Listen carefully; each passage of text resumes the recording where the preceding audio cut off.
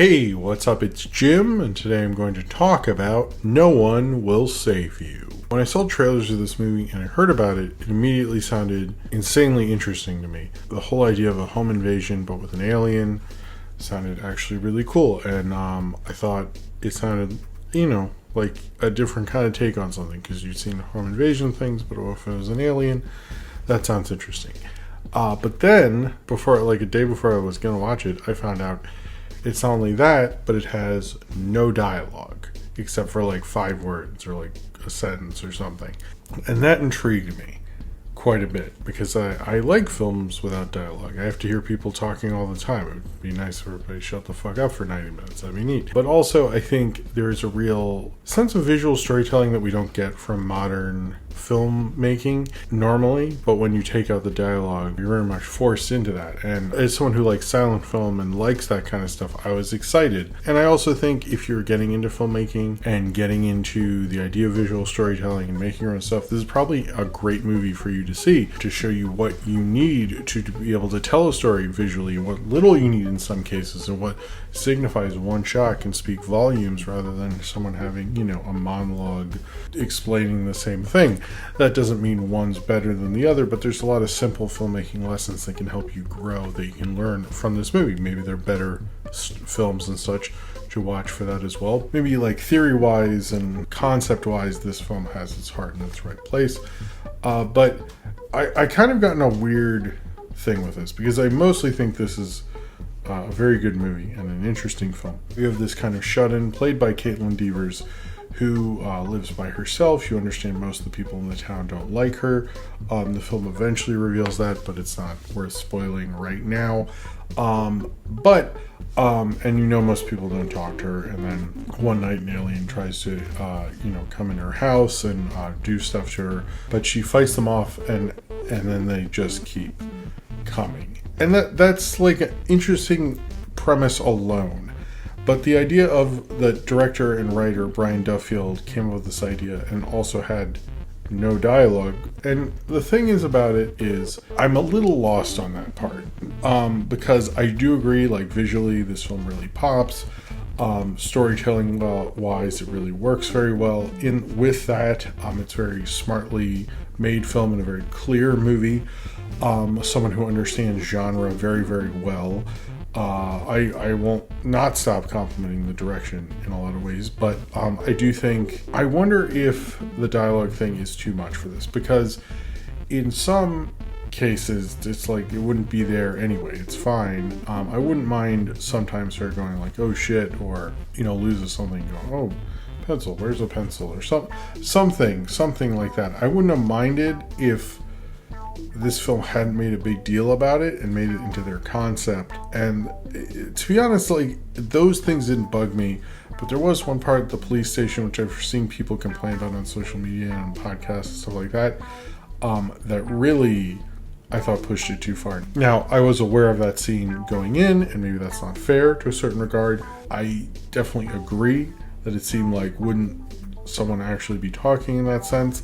And then I got into this whole existential dilemma, as I don't like it when people watch movies and they're very literal and well, that would never happen in certain things.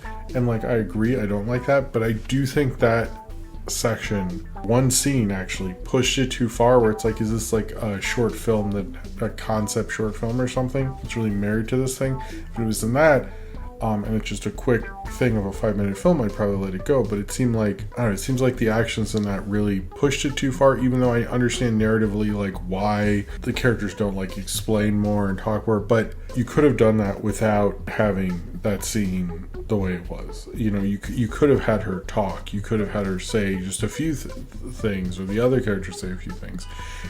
And they chose not to do that, and it's I don't know. I also thought, because Stephen King likes this movie and compared it to Twilight Zone, I've seen people compare it to the Twilight Zone, and I thought, what if that scene was in a Twilight Zone, would I accept it more, or is it just because it's a movie and so forth?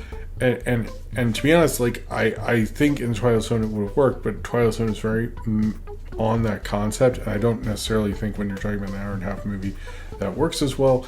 It definitely made me doubt my own taste as a viewer going through this whole thing. I think overall it works, and it works within the movie, and I can't think of a thing, but I do almost find the no dialogue to get old, and not because it feels like they're pushing it to keep this concept going. And I understand, maybe on a second viewing, knowing that, I'll be more accepting of that. I'll go like, oh, well, that's the way kind of this roller coaster rolls and things like that. That's kind of what they're doing, and I'll accept it more. But my initial watch before reading this was like, I don't know. I don't believe that. And like, certainly we should be less literal and like give into art and like really experience it and get into the ins and outs of it.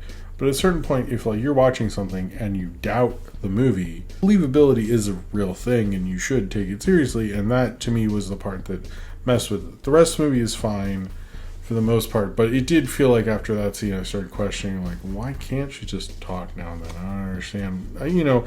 Maybe that was too much. But as a simple thriller, I think it's very good. Also, I think Caitlyn Dvor, who is mostly known for like very dialogue-heavy stuff in my mind, like from Booksmart or even Rosaline, which I shot a review for and have yet to release. But this showed a lot more range from her, because I thought she was like very dialogue-heavy. That's how I mostly knew her. And in this, she is not. It's like she does get to spoilers. She does get to say the 5 words, but at the same time, like, she doesn't get to do what she normally does. This shows a lot of range. She has to be very physical. She has to express certain things about the story through her actual physicality, not through dialogue. And it is a different set of skills. It is a different way to tell the story, but I thought she did a really great job. I'm excited to see what's going to happen with her, because I thought it was actually really wonderful.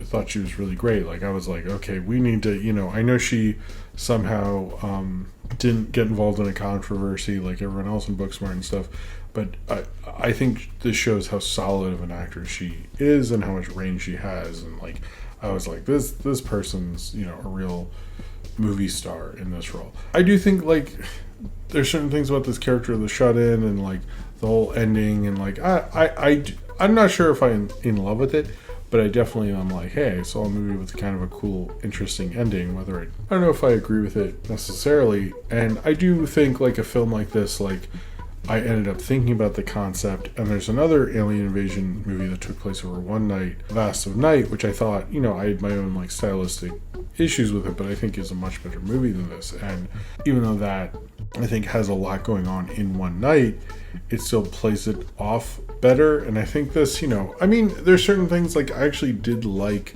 the kind of sort of basicness of just using the gray aliens, who you might know from like South Park or the X-Files or That Time You Got Abducted by Aliens. But they do something a lot more with the grays. They're not just, the one singular gray alien who you just see with the big head and the hands and the legs and stuff is normal. They do more with it outside of just that, which I quite liked actually. Not all of them have to have these crazy, gross, like Independence Day alien designs, which I don't love. I thought it played under our pre-existing notions of aliens, especially the spaceships, especially things like that. So I think this is a cool movie to see, because it's interesting to see what a modern filmmaker, live action filmmaker, because Primal with Genndy Tartakovsky did it a lot better than this, but can do with no dialogue. Like, what a filmmaker can do with that nowadays. And that's kind of the interesting thing about it. But I almost, I know there's a John Woo movie coming out like that later in the year and stuff like that. But I think in this case, it's far more about kind of like what you can reveal about your narrative, and the idea of being socially cut off and not having a reason. Talking is communication.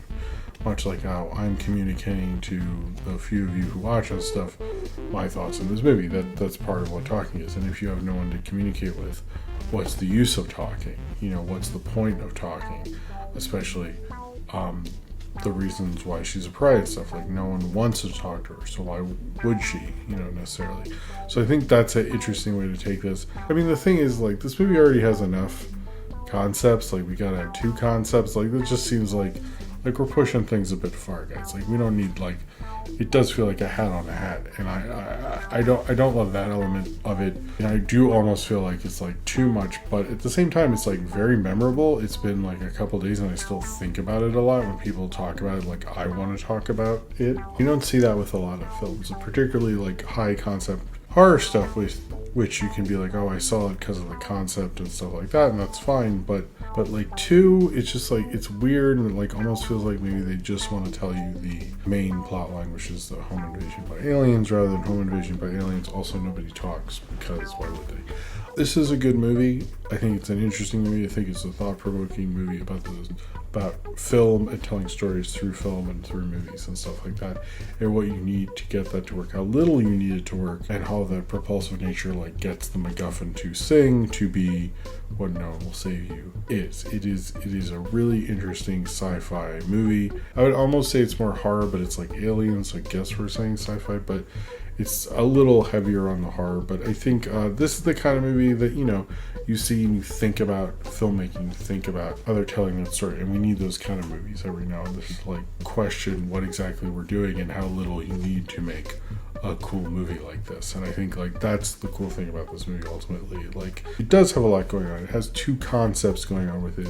It flips things, it does things this way, but in the end it's like, does the film in itself work? Are you compelled by it? And I was compelled by it for the most part. I'm not in love with the ending. I don't think it's perfect, but we need newer of these every now and then to make people think about filmmaking and what you need to make a film, what shots you need, what things like that, how little you need to make that happen, how film isn't necessarily tied to dialogue, even though it often is, and what can you do without it. And in those ways, I think this film really sings and comes alive and stuff. We're talking about like ultimately like story it's telling and things like that. I think that can get a little weird and odd, and like it does get bogged down a few times in its concepts, but I still think it's still like one of the most interestingly made films this year, and one that like makes you think about filmmaking and think about, you know, what shots would you include to tell a story like this? How would you use your location to get that to happen? Kind of shows you how ingenious filmmaking can be and what it can do of telling a story that almost feels clearer because of the filmmaking. Almost feels like it makes more sense than it probably has any right to do. And I think that's like kind of the real magic of No One Will Save You, is it shows you how little you need to make your movie and how little you need to get by to accomplish your goals in the end, and how kind of like glorious it is if you're able to do that without needing that many tools in the first place to show what your story can really do, even if it sounds like there's too many things in it. When you pare it down to almost this maximum simplicity, it kind of shows like almost all these concepts isn't too much. It isn't too much going on in the end.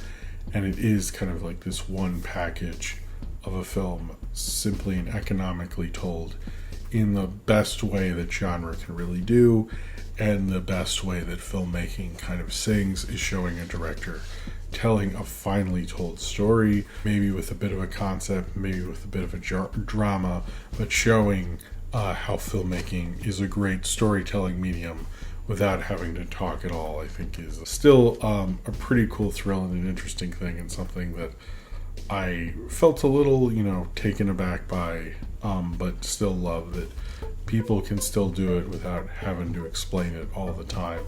And maybe I shouldn't try to explain all these concepts and just be okay with how this film pared itself down to a degree where it can be a lot more simpler, a lot more interesting, and a lot more streamlined without having all the bullshit of people talking.